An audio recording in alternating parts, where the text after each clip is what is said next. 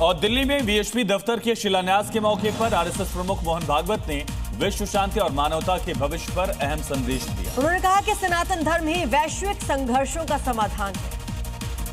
दिल्ली के करोल बाग में आरएसएस प्रमुख मोहन भागवत ने सोमवार को विश्व हिंदू परिषद के इंद्रप्रस्थ प्रांत कार्यालय का शिलान्यास किया।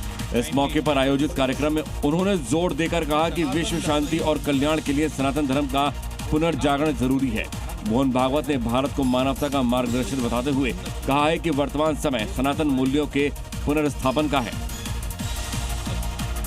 तो बड़ी खबर है, पीएम मोदी आज राज्यसभा में बोलेंगे। दोपहर 2 बजे प्रधानमंत्री राज्यसभा में अपनी बात रखेंगे। मिडिल ईस्ट संकट पर बोलेंगे प्रधानमंत्री का लोकसभा में पीएम मोदी का संबोधन रहा। पश्चिम एशिया संकट पर आज राज्यसभा में बोलेंगे प्रधानमंत्री नरेंद्र मोदी। दोपहर 2 बजे राज्यसभा में उनका संबोधन रहेगा।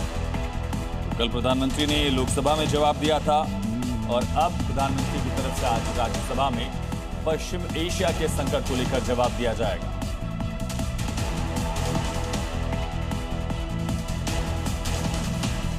मिडिल ईस्ट में जारी जंग की आग पूरी दुनिया को झुलसा रही है।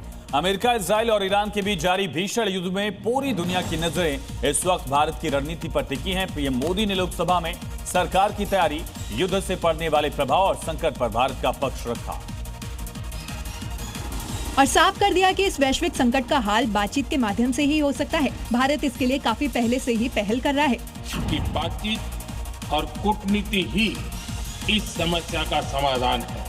भारत हमेशा से मानवता के हित में और शांति के पक्ष में अपनी आवाज उठाता रहा है।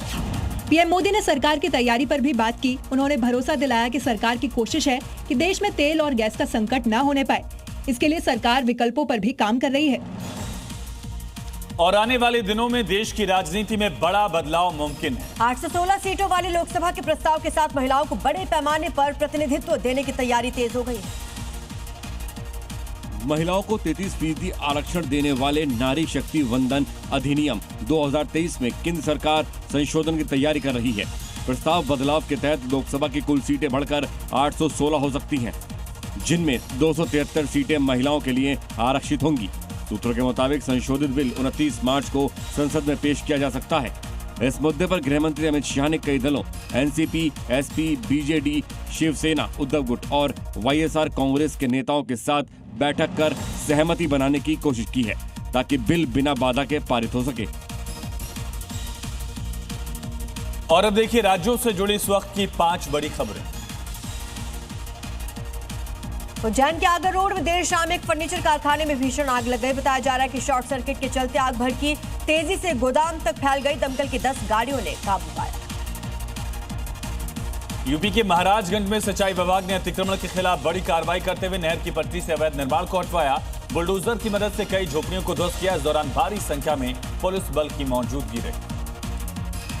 हरियाणा के सोनीपत में तेज रफ्तार कार बेकाबू होकर डिवाइडर से जा टकराई, जिसमें 2 लोगों की मौके पर ही मौत हो गई। 3 लोग गंभीर रूप से घायल हो गए। मध्य प्रदेश के कटनी रेलवे स्टेशन पर हड़कंप मचा जब एक युवक अचानक ट्रेन के नीचे घुस गया। मौके पर पहुंचे रेलवे कर्मचारियों ने युवक को बाहर निकालने की कोशिश की। कई घंटों की मशक्कत के बाद उसको बाहर निकाला गया। राजस्थान के डूंगरपुर में कई इलाकों में उस वक्त अफरा तफरी का माहौल बन गया जब डीजल पेट्रोल की किल्लत होने की अफवाह फैल गई। देखते देखते पेट्रोल पंप पर वाहनों की लंबी कतारें लग गई। गाड़ियों के साथ साथ लोग बोतल में भी तेल लेते नजर आए।